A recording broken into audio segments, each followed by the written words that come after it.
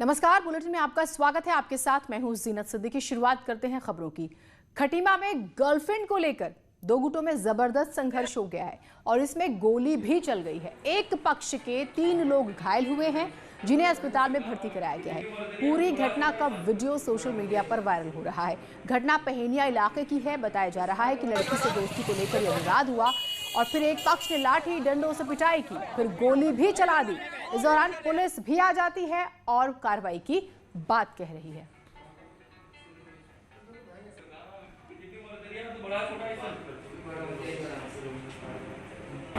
तो मेरी एक गर्लफ्रेंड थी धनखड़ की, तो उसने उसको पता नहीं उल्टा बोला था। तो कल बात सॉर्ट आउट हो गई थी शाम को। तो सर उसका रात को फ़ोन आया, गाड़ी आली जगह से मिलने की बात कर रहा था। तो हम आज मिलने आए थे। तो सर उसने इतने में आते सिर्फ मारना स्टार्ट कर दिया। बाहर 3 लौंडे थे वो सर, और दादा बीच में आया तो दादा ने गोली चला दी। एक बार ऊपर चलाई गोली, फिर एक बार पैर में मार दी उसकी गोली। और सर एक और दोस्त उसको बताने गया था, उसके सर में भी डंडा मारा या ईंट मारा और चले गए। कांग्रेस की वरिष्ठ नेता और विधानसभा में नेता प्रतिपक्ष इंदिरा हृदयेश की तबीयत आज अचानक खराब हो गई और बुखार के साथ साथ सांस लेने में तकलीफ हो रही थी, जिसके बाद उन्हें सुशीला तिवारी अस्पताल में भर्ती कराया गया। सीटी स्कैन से उनके चेस्ट में इंफेक्शन की बात सामने आ रही है। डॉक्टरों के मुताबिक इंदिरा को निमोनिया की शिकायत है। साथ ही कोरोना के RT-PCR टेस्ट के लिए उनका सैंपल भेजा गया है। नेता प्रतिपक्ष ने स्वास्थ्य खराब होने और अस्पताल में भर्ती होने की जानकारी खुद सोशल नेटवर्किंग साइट पर साझा की और कुछ दिन पहले इंदिरा हृदयेश के बेटे सुमित हृदयेश कोरोना पॉजिटिव हुए थे।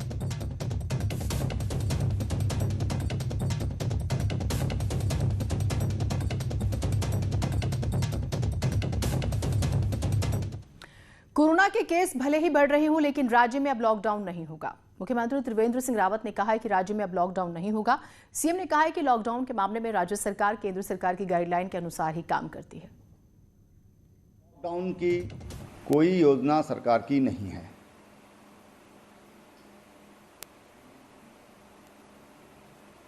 उसमें जो भारत सरकार, जो स्वास्थ्य मंत्रालय है, विश्व स्वास्थ्य संगठन है, उनकी गाइडलाइंस के आधार पर हम लोग काम करते हैं। उधर देहरादून में बढ़ते कोरोना केस की वजह से व्यापारियों ने वीकेंड लॉकडाउन का खुद ही ऐलान किया था, लेकिन अब इस बंदी को लेकर दून व्यापार मंडल और प्रदेश व्यापार मंडल में सहमति नहीं बन पा रही है। कारोबारियों में ही एक राय नहीं होने से नगर निगम भी मुश्किल में आ गया। निगम कह रहा है कि अगर दुकानें पूरी तरह से बंद रही तो सैनिटाइजेशन का काम कराया जाएगा और आधी दुकानें खुली रही तो सैनिटाइजेशन मुश्किल हो जाएगा।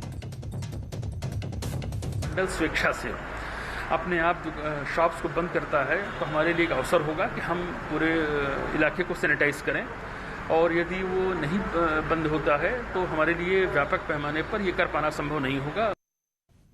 उधर नैनीताल हाईकोर्ट में अब हर बुधवार को कोरोना पर सुनवाई होगी। आज हुई सुनवाई पर हाईकोर्ट ने सरकार से पूछा है प्लाज्मा थेरेपी के लिए क्या कार्रवाई कर रहे हैं। इस पूरे मामले पर जवाब मांगा है। कोर्ट ने राज्यों की सीमा पर क्वारंटीन किए जाने के फैसले को भी आज वापस ले लिया। सरकार ने कोर्ट में बताया है कि 12 कोरोना जांच केंद्र काम कर रहे हैं, जिन्हें बढ़ाने की कोशिश जारी है। त्रिवेंद्र सरकार के आज 3.5 साल पूरे हो गए। इस मौके पर सीएम त्रिवेंद्र सिंह रावत ने कहा है कि हमने जनता को जो वायदे किए थे वो 80 से 85% पूरे कर दिए हैं। उन्होंने कहा कि उनकी सरकार सिर्फ घोषणा नहीं करती बल्कि जो कहती है वो करती है और जनता की समस्याओं को हमने हल किया। हमने हर वादे को पूरा किया। सरकार बनने के बाद हमने विकास के कार्यों को गति देने का काम किया, चाहे कनेक्टिविटी का सवाल होगा, किसानों से संबंधित सवाल होंगे, युवाओं से संबंधित होंगे, महिलाओं से संबंधित होंगे। हमने जो वायदे जनता से किए उनको पूरा करने का प्रयास किया और आज हम ये कह सकते हैं कि 80 to 85% जो वायदे हमने जनता से किए थे उनको हमने पूरा करने का काम किया है। मुख्यमंत्री त्रिवेंद्र सिंह रावत ने आज बाजपुर के 8,000 परिवारों को बड़ा तोहफा दिया और इन 8,000 परिवारों को जमीन का हक देने का ऐलान किया। सीएम ने कहा है कि अब ये लोग इस जमीन पर खेती के साथ लोन भी ले सकेंगे। उन्होंने कहा कि किसी भी परिवार को वहां से हटाया नहीं जाएगा। 8,000 के लगभग जो परिवार हैं वो उस भूमि के मालिक होंगे, उस भूमि पर वो लोन भी ले सकेंगे और जो पारंपरिक रूप से जो अपनी खेती कर रहे हैं उस खेती को भी कर सकेंगे। सर तो वो लोग काफ़ी आंदोलित थे, परेशान थे। मैंने उनसे वायदा किया था कि सरकार आपके लिए कोई ना कोई रास्ता ऐसा निकालेगी। मुख्यमंत्री त्रिवेंद्र रावत ने पिथौरागढ़ के आपदा प्रभावित इलाकों का दौरा किया। इस दौरान सीएम ने बरम के राहत शिविर में प्रभावितों से मुलाकात की। दौरे के बाद सीएम ने बताया कि उन्होंने पुनर्वास के लिए भूमि के चयन की प्रक्रिया शुरू करने के डीएम को निर्देश दिए हैं और आपदा प्रभावित सरकारी मदद से अपना मकान खुद बनाना भी चाह रहे हैं, जिस पर सीएम ने विचार करने का भरोसा दिलाया है। वो लोग विस्थापन चाहते हैं, जैसा सामान्यतः जो गांव पूरी तरह वॉश आउट हो गया, तो हमने उनसे कहा है और जिलाधिकारी को कहा है। सीएम त्रिवेंद्र रावत ने पिथौरागढ़ में 112 करोड़ की योजनाओं का शिलान्यास और लोकार्पण किया। सीएम ने जिले में 27 योजनाओं को मील का पत्थर बताया और कहा है कि शिलान्यास और लोकार्पण के जरिए आम लोगों को सरकार के कामकाज की जानकारी मिलती है। साथ ही उन्होंने कहा है कि भारी भरकम धनराशि के इन योजनाओं के अस्तित्व में आने से लोगों को खासा फायदा होगा। गैरसैंण को राजधानी बनाने का फैसला त्रिवेंद्र सरकार ने लिया, लेकिन बात अब आगे की सियासत की होने लगी है, जिसमें 20 साल पुराने लॉलीपॉप और 6 महीने पुरानी आइसक्रीम की भी चर्चा हो रही है।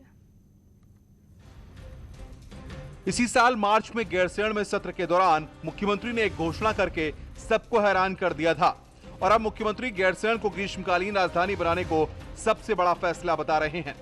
सरकार के 3.5 साल पर मीडिया से बातचीत करते हुए मुख्यमंत्री ने साफ कहा कि अब तक गैरसैंण के नाम पर सिर्फ लोगों को लॉलीपॉप थमाया गया। लोगों को लगता था कि गैरसैंण में के लिए भी कभी ऐसा निर्णय लिया जाएगा या खाली लॉलीपॉप दिया जा रहा है। नहीं, हमने घोषणा की सदन के अंतर्गत और उसको अधिसूचित भी करने का काम किया है। गैरसैंण पर त्रिवेंद्र सरकार फैसला ले चुकी है। ऐसे में गैरसैंण में विधानसभा बिल्डिंग की नींव रखने वाली कांग्रेस को कुछ समझ नहीं आ रहा। अब हरीश रावत ने कह दिया कि जनता को आप दें तो आइसक्रीम, हम दें तो लॉलीपॉप। मैं दावत देता हूं, चुनौती देता हूं कि त्रिवेंद्र सिंह सरकार लेकर के, क्योंकि उन्होंने उसको समर कैपिटल घोषित किया है, वो सरकार लेकर के गैरसैंण जाएं, वहां से संचालन प्रारंभ करें और हरीश रावत वहां जाकर के उनको बुके देगा। गैरसैंण को राजधानी बनाने की मांग जनता की भावनाओं से जुड़ा मुद्दा रहा है, जिस पर ग्रीष्मकालीन राजधानी की मोहर बीजेपी लगा चुकी है और अब कांग्रेस को समझ नहीं आ रहा कि आखिर गैरसैंण के नाम पर करें तो क्या करें। दीपांकर भट्ट, न्यूज़ 18, देहरादून। आगे बढ़ते हैं। मास्टर प्लान के विरोध में केदारनाथ धाम में धरने पर बैठे तीर्थ पुरोहितों ने आज अपना धरना खत्म कर दिया। प्रशासन की ओर से केदारनाथ पहुंचे एडीएम और एसपी रुद्रप्रयाग से तीर्थ पुरोहितों की बातचीत हुई, जिसके बाद 52 दिन से चल रहा तीर्थ पुरोहितों का धरना खत्म हुआ है। तीर्थ पुरोहितों का कहना है कि प्रशासन ने उन्हें लिखित आश्वासन दिया है कि बिना उनकी जानकारी के किसी भी भवन से छेड़छाड़ नहीं होगी। आज हमारा जो धरना प्रदर्शन मास्टर प्लान के विरोध में श्री केदारनाथ धाम में चल रहा था, तो माननीय जिला अधिकारी महोदय जी ने एडीएम को श्री केदारनाथ में भेजा और आंदोलनकारियों से उन्होंने वार्ता की और लिखित में उन्होंने हमको आश्वासन दिया कि बिना आप लोगों को विश्वास में लिए हुए किसी के मकान और भूमि के साथ छेड़खानी नहीं की जाएगी। इसी के परिप्रेक्ष्य में हम लोगों ने धरना स्थगित किया है, लेकिन हमारा जो देवस्थानों बोर्ड वाला धरना है वो हमारा चारों धामों में चालू रहेगा। 23 सितंबर से शुरू होने जा रहे विधानसभा के मानसून सत्र को लेकर तस्वीर साफ हो गई है। ये अब तय हो गया है कि अब विधानसभा भवन में ही मानसून सत्र होगा। विधानसभा सचिवालय की ओर से वर्चुअली जुड़ने के लिए आज सभी विधायकों के लिए एडवाइजरी जारी कर दी गई। हालांकि सभी विधायक विधानसभा में बैठ सकें, इसके लिए अब विधानसभा मंडप के साथ ही विधानसभा भवन के रूम नंबर 107 में भी विधायकों के बैठने की व्यवस्था की जा रही है। 107 में बैठने वाले विधायक सदन में वर्चुअली कनेक्ट रहेंगे और विधानसभा मंडप और रूम नंबर 107 में बैठने की व्यवस्था पहले आओ पहले पाओ के आधार पर होगी। लेकिन अब हमने बिल्कुल अंतिम रूप में हमने तय किया है कि विधानसभा मंडप में ही विधानसभा का सत्र होगा। इसी में सोशल डिस्टेंसिंग, हाँ, सोशल डिस्टेंसिंग का पूरी तरह से हम पालन करेंगे, क्योंकि आपको पिछली बार भी मैंने जानकारी दी थी कि जो मंडप है और सामने दर्शक दीर्घा, अधिकारी दीर्घा, प्रेस गैलरी, उनको खाली कराते हुए हम लोग विधानसभा सत्र चलाएंगे, लेकिन अब इसमें और थोड़ा सोशल डिस्टेंसिंग का पालन हम कर रहे हैं और थोड़ा उसमें दूरी बढ़ाने की बातचीत चल रही है। विधानसभा सत्र को लेकर कांग्रेस विधायक काजी निजामुद्दीन का कहना है कि सरकार कोरम पूरा करने के लिए सत्र करा रही है। काजी ने कहा है कि सरकार सवालों से बचना चाहती है और इसी वजह से सिर्फ एक ही दिन का सत्र आयोजित कर रही है। मार्च में विधानसभा का सेशन हुआ था, वो 6 महीने इस हफ्ते आखिरी हफ्ते में सितंबर के पूरे हो रहे हैं। तो उस संवैधानिक बाध्यता से बचने के लिए एक दिन का कोरम पूरा करने के लिए, कागज पूरा करने के लिए सरकार इस विधानसभा के सेशन को बुला रही है। केंद्र सरकार के कृषि से जुड़े बिल के विरोध में कांग्रेस नेता हरीश रावत ने देहरादून में धरना दिया। कांग्रेस के पंजाब प्रभारी हरीश रावत ने कहा है कि वो ये कहना चाहते हैं कि कोई किसानों को गुमराह नहीं कर रहा, बल्कि इससे न्यूनतम समर्थन मूल्य का सिस्टम, सस्ता गल्ला सिस्टम खत्म होगा और सस्ता गल्ला सिस्टम और बिचौलिए हावी हो जाएंगे। हरीश रावत ने कहा है कि पुरानी व्यवस्था में कुछ कमी है तो उन्हें दूर किया जा सकता है, लेकिन नया कानून किसानों के हित में नहीं है। जो अध्यादेश है, जो कानून का रूप ले रहा है, वो कहीं भी न्यूनतम समर्थन मूल्य की प्रणाली को प्रोटेक्ट नहीं कर रहा है और किसान के अधिकार को उससे छीन ले रहा है। और सबसे बड़ी बात यह है कि वो सारे अन्न व्यापार को फिर से बिचौलियों के अधीन करना चाहते हैं, जिसको समाप्त करके न्यूनतम समर्थन मूल्य की प्रणाली, सस्ते गल्ले की प्रणाली और मंडी सिस्टम आदि कांग्रेस के समय में स्थापित किए गए। गढ़वाल सेंट्रल यूनिवर्सिटी की परीक्षाएं कल से शुरू होंगी। यूजी और पीजी में फाइनल सेमेस्टर के साथ ही डिप्लोमा कोर्सेज की भी परीक्षाएं होंगी। करीब 41,500 छात्र परीक्षा देंगे। इसके लिए पूरे प्रदेश में 134 सेंटर बनाए गए हैं। 10 अक्टूबर तक 3 पारियों में ये परीक्षा होगी। ऑफलाइन परीक्षा सिर्फ 1-1 घंटे की होगी और सभी प्रश्न मल्टीपल चॉइस वाले होंगे। यही नहीं, रविवार को भी परीक्षा आयोजित होगी। कल से होने वाली परीक्षाओं के लिए हमने सभी केंद्रों में पहले लॉट के परीक्षा प्रश्न पत्र भेज दिए हैं। सभी केंद्रों में पहुंच चुके हैं और अभी तक किसी से कोई ऐसी कंप्लेंट नहीं आई है कि कहीं कोई सॉल्ट है। और अब आपको आज का कोरोना अपडेट भी बता देते हैं। तो राज्य में आज 868 नए केस आए हैं, जिसके बाद राज्य में कोरोना केस 38,000 पार पहुंच गए हैं। राज्य में एक्टिव केस 11,200 के पार हो चुके हैं, जबकि पिछले 24 घंटे में 4 लोगों की मौत हुई है, जिससे मौत का आंकड़ा भी 464 का हो गया है। नए केस की बात करें तो आज देहरादून 359, हरिद्वार में 106, नैनीताल में 83, उधम सिंह नगर में 161 केसेस आए हैं।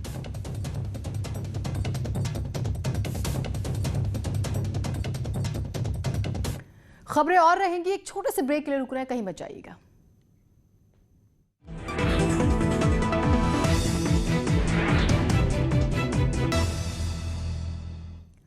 राज्य में आम इंसान और किसान के लिए मुश्किल बने 3 उत्पाती जंगली जानवरों पर शिकंजा कसने की तैयारी चल रही है। सरकार ने जानलेवा घटनाओं और नुकसान को देखते हुए बंदर, सूअर और हाथियों के लिए बड़ा प्लान तैयार किया है। बंदरों ने लोगों का जीना मुश्किल किया है। जंगली सुअर फसल को बर्बाद कर रहे हैं और हाथी के हमले में इंसान की जान जाने की घटनाएं आम हो चुकी हैं। लेकिन अब सरकार ने इन तीनों जंगली जानवरों को रोकने का प्लान तैयार किया है। राज्य में 4 वानर रेस्क्यू सेंटर बनाए जाएंगे। 9 नवंबर को सीएम इसका शिलान्यास करेंगे। एक वानर सेंटर में 25,000 बंदरों को रखा जाएगा। 25,000 बंदरों के लिए वानर रेस्क्यू सेंटर,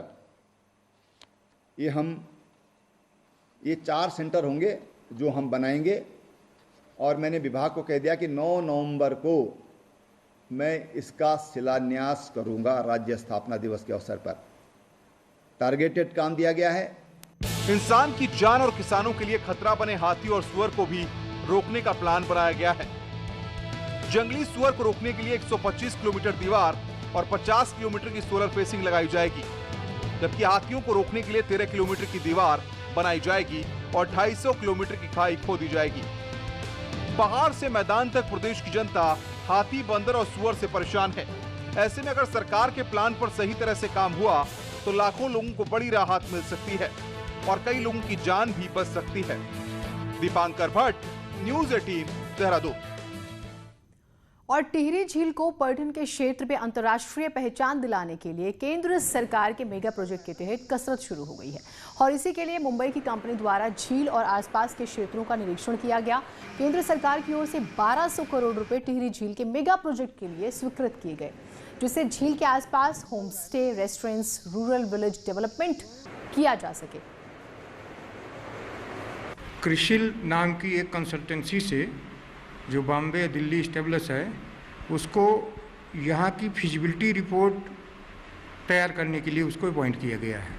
रेस्टोरेंट है, होम स्टे को क्लस्टर के रूप में, रूरल ग्रामीण को डेवलपमेंट करने के लिए और ऑर्गेनिक जो विलेज है जिससे ऑर्गेनिक जैविक विविधता बढ़े।